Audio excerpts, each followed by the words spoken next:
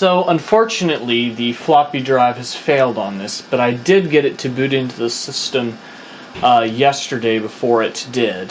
When I was ejecting the disk to swap disks, the eject mechanism broke. But you know, keyboard and mouse and everything like that works, and I was able to boot into it. Unfortunately, I didn't get it on video, but I did take some pictures with my phone.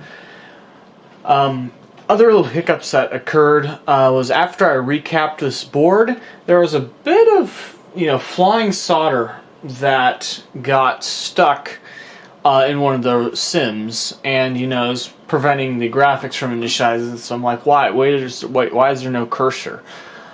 But once I pulled that, everything worked just fine. And then I had a little bit of trouble with this particular floppy disk. This one had a bunch of bad blocks on it that couldn't be remedied by low-level formatting, but after using a different floppy and writing the same image to it, it booted just fine.